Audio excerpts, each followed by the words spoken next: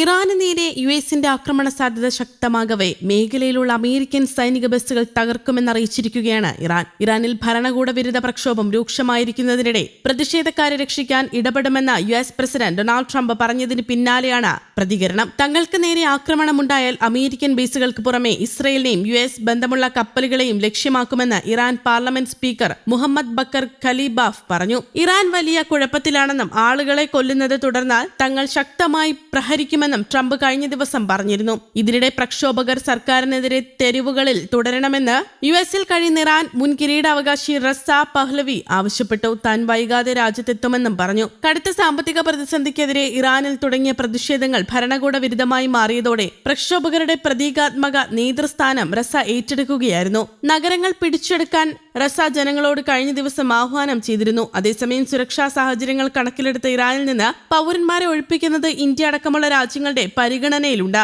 Iran ആക്രമിക്കപ്പെട്ടാൽ അധിനിവേശ പ്രദേശങ്ങൾ, അതായത് ഇസ്രയേൽ, യുഎസ് സൈനിക താവളങ്ങൾ, യുദ്ധക്കപ്പലുകൾ എന്നിവയായിരിക്കും ഞങ്ങളുടെ നിയമാനുസൃത ലക്ഷ്യങ്ങളെന്ന് ഇറാൻ പാർലമെന്റിൽ സംസാരിച്ച സ്പീക്കർ മുഹമ്മദ് ബാക്കിർ ഖലീബാഫ് പറഞ്ഞു. ഇറാന്റെ റവല്യൂഷണറി ഗാർഡുകളുമായി ഖലീബാഫ് ബന്ധപ്പെട്ടിരിക്കുന്നു. അദ്ദേഹത്തിന്റെ പ്രസ്താവന വളരെ പ്രാധാന്യം അർഹിക്കുന്നതായി കണക്കാക്കപ്പെടുന്നു. 2022 ശേഷമുള്ള ഏറ്റവും വലിയ സർക്കാർ വിരുദ്ധ പ്രതിഷേധമാണ് ഇറാൻ ഇപ്പോൾ നേരിടുന്നത്. വർദ്ധിച്ചുവരുന്ന പണപ്പെരുപ്പത്തെ തുടർന്ന് ഡിസംബർ 28 ഈ പ്രതിഷേധങ്ങൾ ആരംഭിച്ചതെന്ന് റിപ്പോർട്ടുണ്ട്. പിന്നീട് പ്രസ്ഥാനം നേരിട്ട് ഖമേനി ഭരണകൂടത്തിനെതിരെ തിരിഞ്ഞു. യുഎസ് ആസ്ഥാനമായുള്ള മനുഷ്യാവകാശ സംഘടനയുടെ കണക്കനുസരിച്ച് ഇതുവരെ 116 പേർ മരിച്ചു. കൂടുതൽ പ്രതിഷേധക്കാരാണ്. അതേസമയം 37 സുരക്ഷാ ഉദ്യോഗസ്ഥരും കൊല്ലപ്പെട്ടു. യുഎസ് പ്രസിഡന്റ് ഡൊണാൾഡ് ട്രംപ് ഇറാന് ആവർത്തിച്ച് മുന്നറിയിപ്പുകൾ നൽകിയിട്ടുണ്ട്. ഇറാൻ മുമ്പത്തേക്കാളും സ്വാതന്ത്ര്യത്തിലേക്ക് അടുക്കുകയാണെന്നും യുഎസ് സഹായിക്കാൻ തയ്യാറാണെന്നും ശനിയാഴ്ച ട്രംപ് സോഷ്യൽ മീഡിയയിൽ കുറിച്ചിരുന്നു. പ്രതിഷേധക്കാർക്കെതിരെ ബലപ്രയോഗം നടത്തുന്നതിനെതിരെ അദ്ദേഹം മുമ്പ് ഇറാൻ നേതൃത്വത്തിന് മുന്നറിയിപ്പ് നൽകിയിരുന്നു. അതേസമയം ഇറാൻ സർക്കാർ രാജ്യത്തെ ഇന്റർനെറ്റ് ഏതാണ്ട് പൂർണ്ണമായും അടച്ചുപൂട്ടി. ഇന്റർനെറ്റ് മോണിറ്ററിംഗ് ഓർഗനൈസേഷൻ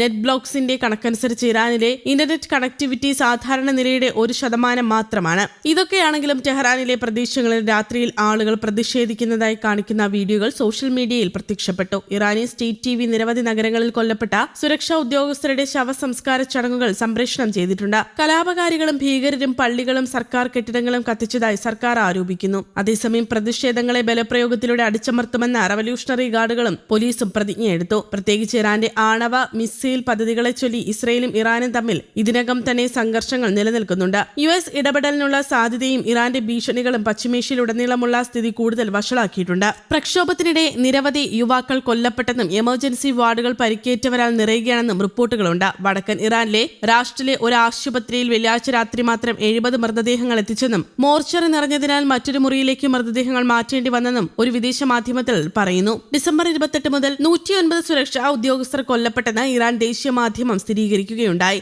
ഇറാനിൽ കൂടുതൽ നഗരങ്ങളിലേക്ക് ജനകീയ പ്രക്ഷോഭം വ്യാപിക്കുന്നതിനിടെ പ്രക്ഷോഭകരുമായി ചർച്ചയ്ക്ക് തയ്യാറാണെന്ന് പ്രസിഡന്റ് മസൂദ് പെസഷ്കിയാൻ അറിയിച്ചു. ചർച്ചയ്ക്ക് തയ്യാറാണെന്നും ജനങ്ങളുടെ ആശങ്കകൾ പരിഹരിക്കുമെന്നും സർക്കാർ ടിവി ചാനൽ നൽകിയ അഭിമുഖത്തിലാണ് അദ്ദേഹം പറഞ്ഞത്. സമൂഹത്തെ ഒന്നടങ്കം നശിപ്പിക്കാനാണ് കലാപകാരികൾ ശ്രമിക്കുന്നത്. അതിന് അനുവദിക്കരുത്. ജനങ്ങൾ കലാപകാരികളിൽ നിന്ന് അകലം പാലിക്കണം. കലാപങ്ങൾ ഉണ്ടാക്കി യുഎസും ഇസ്രയേലും ഇറാന്റെ സ്ഥിതി താറുമാറാക്കുകയാണ്. News desk, Kerala Kaumudi.